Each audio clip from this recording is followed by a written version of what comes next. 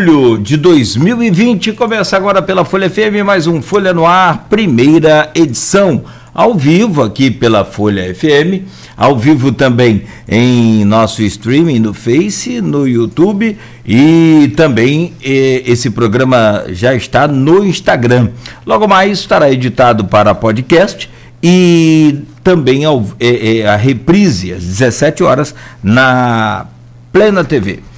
Hoje, sexta-feira, são 7h08. Seja bem-vindo, bem-vinda. Nós estamos começando este Folha no Ar e só avisar os ouvintes que a gente vai inverter aqui a dinâmica do programa, a ordem dos blocos, como a gente faz sempre apresentando as manchetes, a gente inverte aqui para começar logo essa entrevista com o nosso convidado de hoje, junto do jornalista Luiz Abreu Barbosa. Estamos recebendo aqui no Folha no Ar o general Francisco de Brito Filho.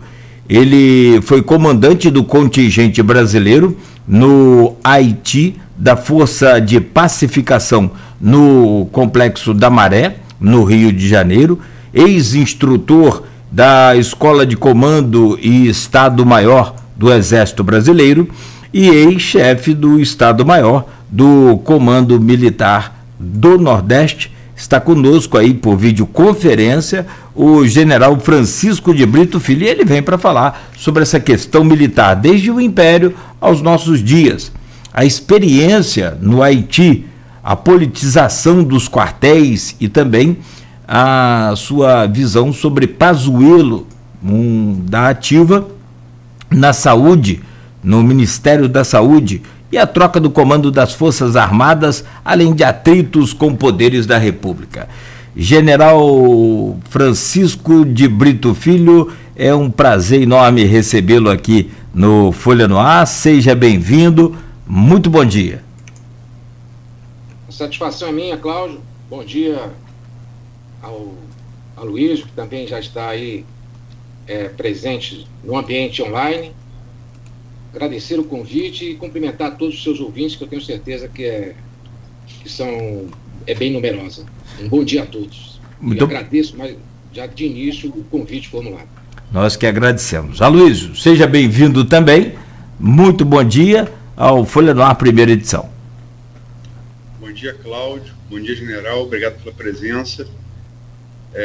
Vamos falar aí, sucesso também aí no evento próximo dia 30, que a Folha FM, a Plena TV vão transmitir esse webinário virtual, tendo como tema a questão militar do Império dos nossos dias, um tema bastante amplo. Só vai participar com o historiador José Murilo, com o ex-ministro da Defesa Raul Jungmann, coordenação do professor Hamilton Garcia, que é professor da UENF, cientista político, uma promoção da Fundação Astro Pereira. E com ela vamos começar aqui esse debate. Eu queria saber, de maneira resumida, como é que o senhor pretende tratar. É uma questão muito complexa, né? A questão militar do Império até nossos dias.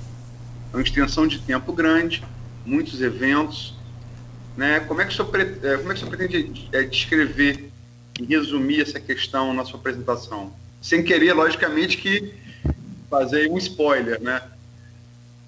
Bom dia.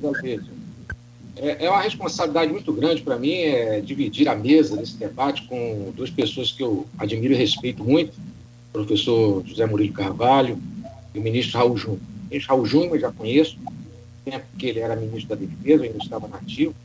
Realizamos algumas operações de garantia da lei da ordem, e conheço bem o perfil do professor, do ministro Raul Jungmann. Do professor José Murilo, conheço através da sua obra, dos seus livros e da sua biografia, e sem dúvida é um representante do meio acadêmico que merece respeito de toda a sociedade brasileira. É por isso que eu considero essa minha participação nesse debate algo de muita responsabilidade. Agora, respondendo diretamente à sua pergunta, Luiz, eu pretendo, como você mesmo falou, a questão militar ela é um fato histórico, né, que aconteceu num período limitado no tempo, entre 1883 e 1887, mas que a gente vê esse fato histórico se replicando, né, ao longo da República até os dias atuais, né? Muitos ingredientes que estavam presentes na questão militar em 1883, antes da República, eles permanecem, né, presentes ao longo da história, e por isso que nós podemos até mesmo nos referir à questão militar no seu sentido mais amplo, como sendo todos esses fatos correlatos que ocorreram ao longo da história da República. É lógico que se nós pegarmos apenas a Primeira República, a República Velha, nós temos uma quantidade enorme de eventos históricos, de fatos, que necessitaria de muito tempo para analisá-los, né, no detalhe. Mas, de qualquer maneira, ela nos inspira a identificar esses fatores comuns, né, que ocorrem ao longo de toda a República, que chegam aos dias atuais, e é com esse enfoque que eu pretendo apresentar aí as minhas ideias no debate, focalizando principalmente a questão dos instrumentos de controle do Estado sobre o segmento militar, né? Como é que elas evoluíram, como esse controle foi exercido pelo Estado, né, ao longo de toda a República. Fazendo desse enfoque, tentando identificar justamente os pontos positivos, que foram poucos, né, e principalmente os pontos negativos, ou seja, a ausência desse controle, e proporcionou, que criou situações que favoreceram a participação política dos militares, melhor, a participação dos militares na política, às vezes, a maioria das vezes, com consequências indesejáveis. Então, essa a minha proposta para sexta-feira que vem, no dia 30, fazer uma análise desses instrumentos de controle do Estado em cima do segmento militar, que é um segmento importante, que não pode ser tratado como outro qualquer, já que ele detém o monopólio do uso da força. Então, onde ela foi forte, onde ela foi fraca, e o que nós precisamos fazer, até mesmo porque essa é a intenção do debate, né, que se insere dentro dessa comemoração do bicentenário da independência, no sentido de apresentar propostas daquilo que pode ainda ser feito, né, para melhorar as relações entre Estado e segmento militar. General, o senhor escreveu um artigo na revista Piauí com um título forte, um artigo corajoso e muito sensato, Adeus ao Retrocesso. E o senhor usa como exemplo, como meu pai, o falecido jornalista Luiz Barbosa, sou homônimo dele, que dizia que um artigo deve começar com um ponto, ele parece caminhar se distanciando desse ponto, e ele no final volta ao ponto inicial e faz o fechamento. É a estrutura que o senhor adota no seu artigo. O senhor usa o exemplo de Milley, né, o comandante das Forças Armadas Americanas, que naquele episódio, ali no meado do ano passado, morte do George Floyd, negro morto por um policial sufocado, foi filmado várias vezes, não estava conseguindo respirar, enfim, todo mundo conhece a cena. E aquelas manifestações do Black Lives Matter, que tomaram conta do país, inclusive do mundo, né? Tivemos, inclusive, em Campos, manifestações, Vidas Negras Importam, e Trump, sitiado em Washington pelas manifestações, mandou as forças de segurança jogar spray de pimenta para limpar um trecho ali, para dar uma amostra para o público americano, sobretudo para o eleitor dele, que ele não estava coado. Estava num bunker que tem na Casa Branca, né, um bunker ali embaixo, até ataques e tal. E ele sai com o general Mark Milley, fardado. O general Mark Milley não sabia qual era a proposta, mas foi como é o comandante em chefe, né? E chega na catedral, ao lado da catedral tradicional ali de Washington, do lado da Casa Branca, e exibe uma Bíblia de ponta cabeça, porque parte do eleitorado dele é evangélico e neopentecostal, como ocorre inclusive aqui com o Bolsonaro. E o general Mark Milley, no dia seguinte, ele vai de público dizer que não sabia qual era o intento daquela aparição dele ali, e admitindo que foi um uso político e pedindo desculpas ao povo dos Estados Unidos por isso. Eu só acho que esse exemplo foi marcante e deveria servir de referência para as Forças Armadas brasileiras também. Sem dúvida, Luiz. É justamente o que eu destaco no artigo, né? Como um exemplo a ser seguido, né? Não na presença dele, mas na atitude, né, corretiva que foi exercida por ele pessoalmente. Não foi nem através de uma nota, né, de comunicação social, nota à imprensa. Ele pessoalmente veio a público para pedir desculpa. Eu acredito que, no nosso caso brasileiro, as nossas Forças Armadas ainda, de uma maneira geral, elas fazem uma confusão muito grande no que diz respeito à atitude do La Grande Muette, né? Que é esse termo que vem do exército francês, no sentido de dizer que as Forças Armadas são o grande mudo, né? E que não devem vir a público para falar. A confusão que ocorre, na minha opinião, é de que o que se quer traduzir com esse grande mudo herdado da França, ela apenas de respeito às manifestações públicas de militares para intervir na política. Ela, de alguma maneira, deseja inibir as Forças Armadas de vir a público para dialogar com a sua sociedade. Então, essa confusão, muitas vezes, é que tem levado as Forças Armadas a permanecer em silêncio em momentos que é necessário vir a público. Porque, afinal de contas, não é uma obrigação apenas das Forças Armadas, é uma obrigação de todo servidor público, de prestar contas à sociedade a que serve. E as Forças Armadas não é diferente dos demais.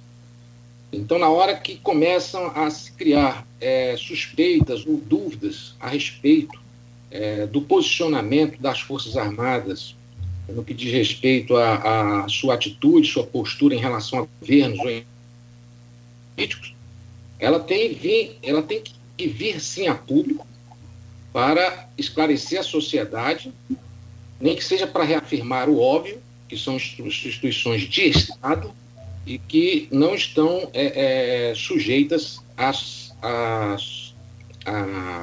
se envolver ao envolvimento com governantes ou com qualquer governo que esteja temporariamente no poder.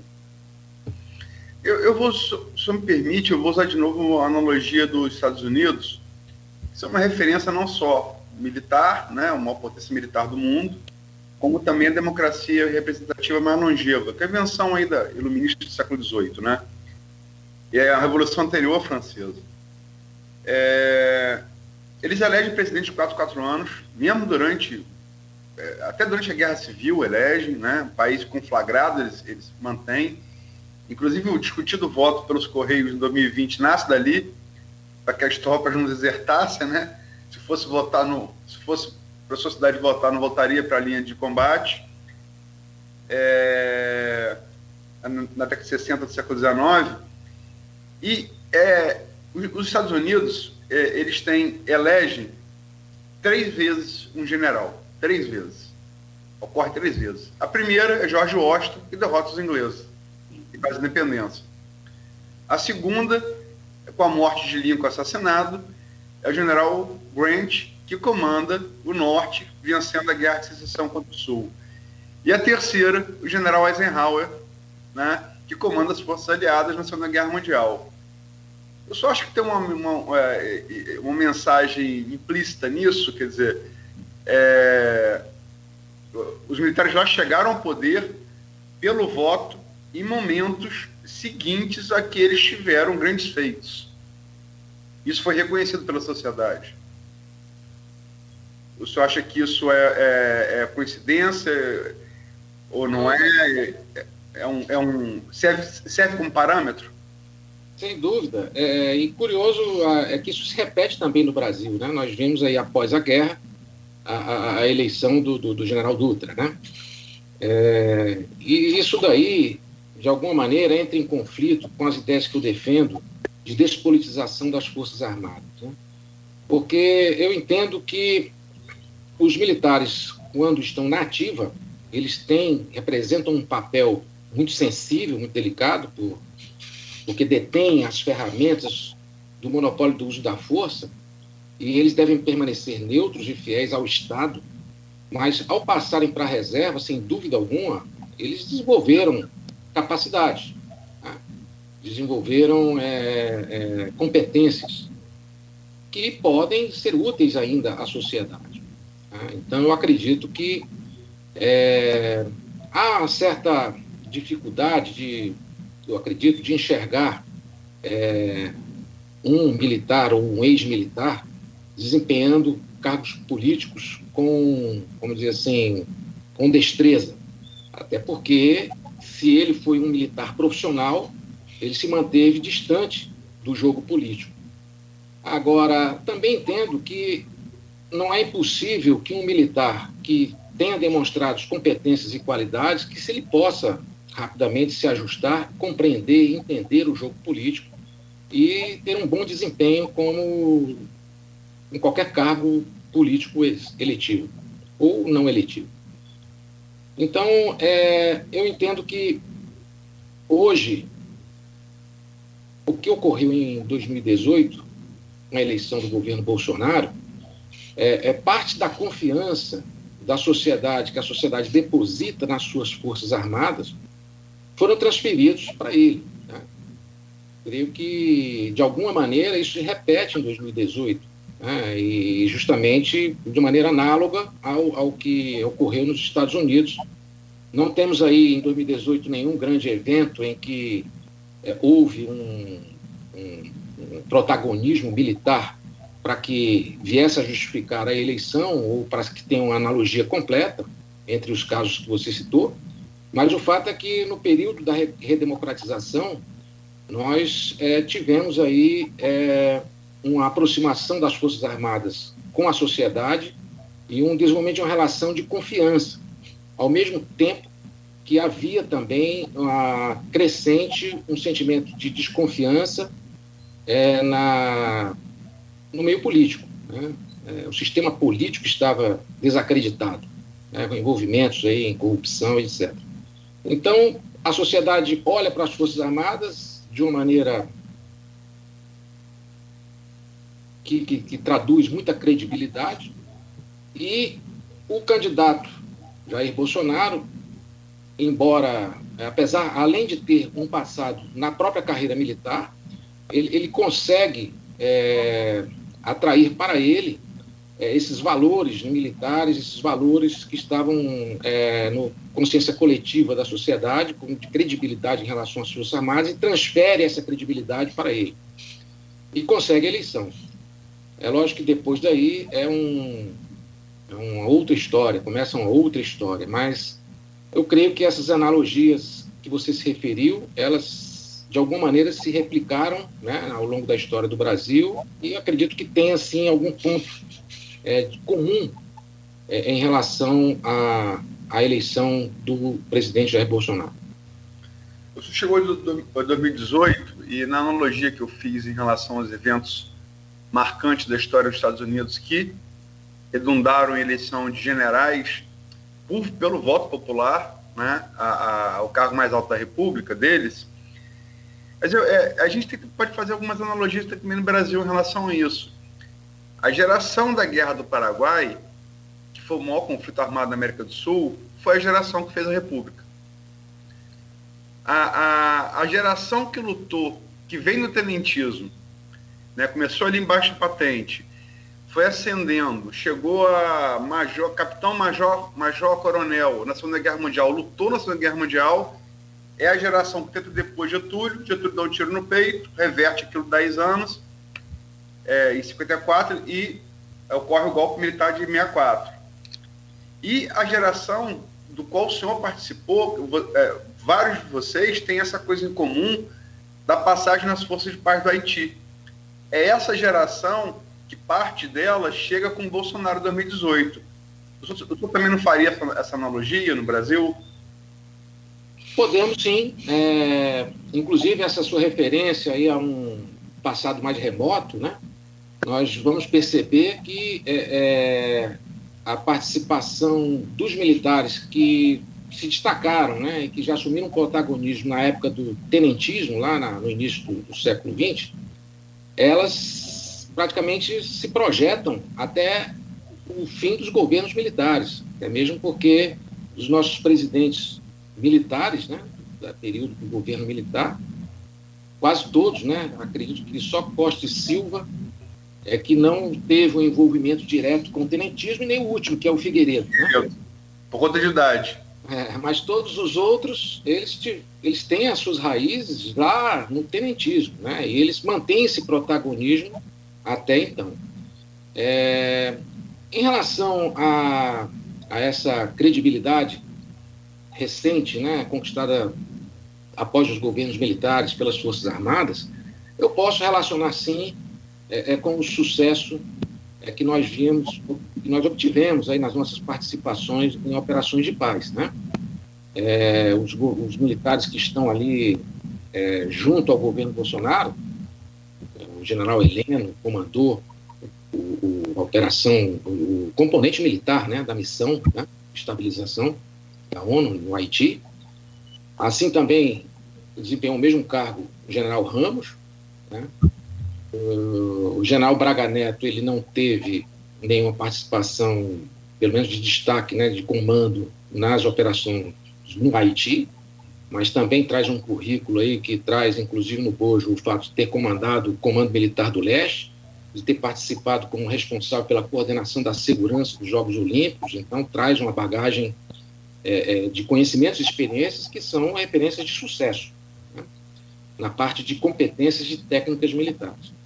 Então, de alguma maneira, isso foi levado em conta e colocado, talvez, como algum critério na escolha do presidente Bolsonaro em cima desses militares que trazem essa bagagem de experiências exitosas, né, na carreira militar. O próprio general Heleno, ele é uma figura de destaque, primeiro colocado nas 3 escolas, tanto a de formação quanto a de aperfeiçoamento, né, e também uma pessoa muito respeitada no meio militar. Então, eu acredito que, de alguma maneira, isso, sem levar em consideração a outro aspecto que você também se referiu, que seriam os militares que se candidataram a cargos eletivos, né, e que foram eleitos, né, por voto popular direto, não apenas escolhidos pelo presidente eleito para ocupar cargos de confiança. Esses militares também trazem aí uma bagagem de experiências que são referências muito positivas na sua carreira militar. Então, eu acho que é uma analogia muito pertinente e acho que ela se replica, sim, em 2018, dentro dessas condicionantes que você colocou aqui para nós. Mas aí, quer dizer, a analogia cabe, né? Acho que cabe, lógico que eu propus isso, acho que cabe, mas não chega a ser, assim, irônico que uma categoria, qualquer que seja ela, né, um setor da sociedade, qualquer que seja, no momento que ele vai alçar protagonismo, né, você personalize isso num elemento que teve uma passagem longe de ser brilhante naquele mesmo setor, como é o caso do presidente Bolsonaro. Vamos lembrar que ele era tenente na ativa, ele passou a capitão na reserva para não ser expulso das Forças Armadas, né? Foi julgado por um plano que envolvia suspeita de colocar artefato explosivo dentro do quartel para reivindicar salário, passa a reserva como capitão, inicia uma vida parlamentar, 30 anos de vida parlamentar, não é pouca coisa, e com tantos exemplos aí de brilho, um personagem, vamos dizer assim, de vida militar obscura, ele, lógico, personalizar esse processo? Houve aí um congelamento aí na imagem. Picotou o finalzinho, a última frase sua. Não, o que eu quero dizer é assim, uma categoria, qualquer que seja ela, que tem uma ascensão natural, ela está no momento de ascensão, por fatores circunstanciais. E aí, na hora que esse setor ele é guindado por voto popular a chegar ao poder, no lugar de ser um personagem brilhante, como foram Washington, como foram Grant, como foram Eisenhower, isso seja personalizado, como foi no Brasil em 2018, por um personagem que na carreira militar teve vida obscura, apagada, como foi Bolsonaro? Acredito que a opção desses militares que integraram o governo foi feita em cima, é lógico, todos tinham conhecimento a respeito do perfil do candidato Jair Bolsonaro à presidência, sem dúvida alguma, sabiam e conheciam o passado dele, sabiam e conheciam os detalhes da trajetória dele como político, inclusive. É um político que se mantinha na mídia através de declarações polêmicas, de atitudes, vamos dizer assim, contundentes, que de alguma maneira parece que atingia o objetivo dele, que era de se manter na mídia e em destaque. Então, essa trajetória política, a estratégia que ele adotou ao longo da sua carreira política, além do seu passado como militar, estavam todos presentes. Agora, acredito que militares pensaram, e aí eu faço uma referência, inclusive, à questão militar, lá na sua origem histórica, né? Que momento era aquele que ocorreram as manifestações de insatisfação dos militares que estavam presentes naquele fato histórico? Um momento de pós-guerra, em que os militares estavam desprestigiados, com salários baixos, e não recebiam a atenção devida, né, da classe política. E se eu trouxer essa memória para a situação das Forças Armadas após os governos militares, embora houvesse ali uma intenção de se aproximar, de estabelecer diálogos com a sociedade, isso foi obtido dentro de algumas classes, mas o fato é que com as elites esse diálogo nunca chegou a acontecer a contento como desejava. Então, junto às elites, tanto políticas como as acadêmicas, o Exército, as Forças Armadas eram tratados e foram tratados durante esse período com um certo descaso, né?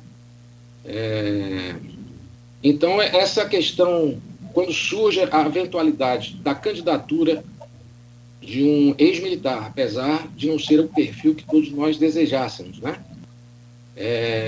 Mas uma possibilidade de ocupar um protagonismo maior, até porque, durante a campanha, ele, por ser proveniente de um partido político muito pequeno, que não dispunha de quadros suficientes para montar um governo, já anunciava que iria mobilizar o governo com militares das Forças Armadas, é uma oportunidade que surge dentro dessas circunstâncias de desprestígio, de perda de protagonismo, não digo político, mas aquele mínimo necessário para que as Forças Armadas desempenhem, né, as suas atividades profissionais com dignidade. Então, ao surgir essa oportunidade, alguns militares depositaram um voto de confiança, até mesmo porque acreditavam que se aquele perfil que o presidente Bolsonaro demonstrou durante toda a sua carreira política, se era para se manter em evidência e visando uma reeleição ou alçar a um cargo de maior protagonismo, ora, ele uma vez eleito presidente, ele não estava ali no cargo máximo. Então, ele poderia abandonar essa estratégia das polêmicas, se conscientizar da responsabilidade do cargo, assumir não apenas a chefia do governo, mas como a chefia do Estado, numa condição de estadista de um país com a dimensão do Brasil. E esses militares acreditavam que poderiam contar com essa mudança de atitude do presidente Bolsonaro após a eleição. É lógico que não levaram em consideração aquilo que acabou se configurando, que é o desejo de se manter no poder e de passar ainda, a partir daí, uma vez eleito, a pensar na sua própria reeleição. E, com isso, manter a mesma atitude, eu diria, inadequada, né, de um presidente que assume um cargo e continua com as mesmas atitudes como se estivesse em campanha. E, com isso, houve a decepção de grande parte dos militares que se apresentavam, né, ou que aceitaram convites para participar do governo. Muitos deles abandonaram o barco, né?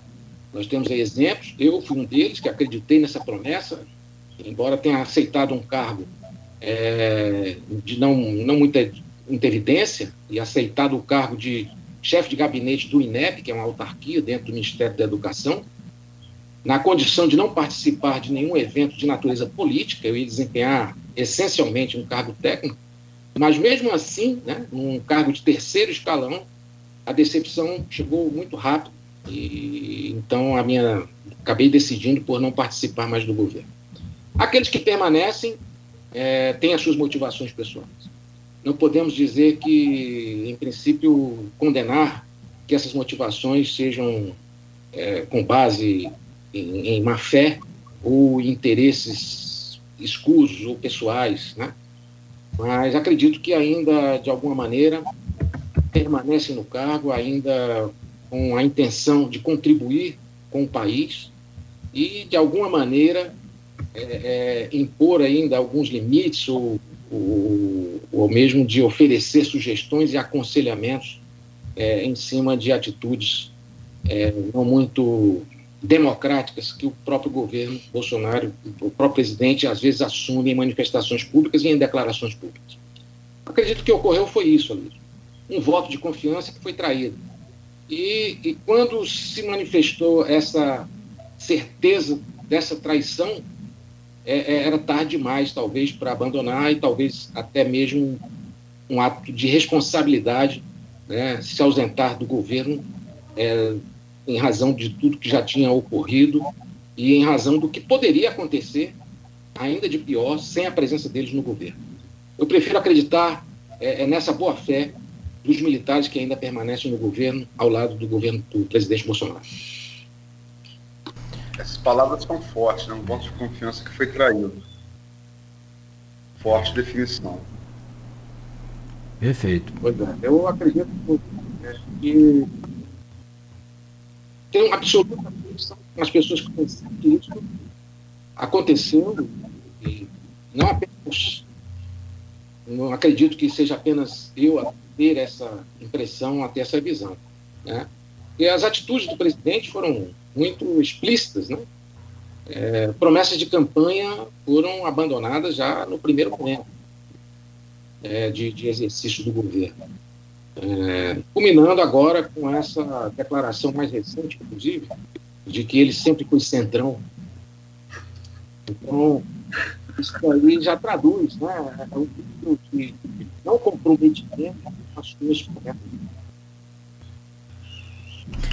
Bom, tem que lembrar o Heleno cantando na campanha, né? Imagina a vergonha do general Heleno ao ver a realidade dos fatos hoje, né? Ao lembrar das suas primeiras declarações públicas, das suas primeiras atitudes no início do governo. Eu imagino mais que o Heleno o Bezerra da Silva. Dando volta no caixão. Rapaz, e às vezes o orgulho que o general falou, não deixa voltar agora e sair do barco com ele em alto mar.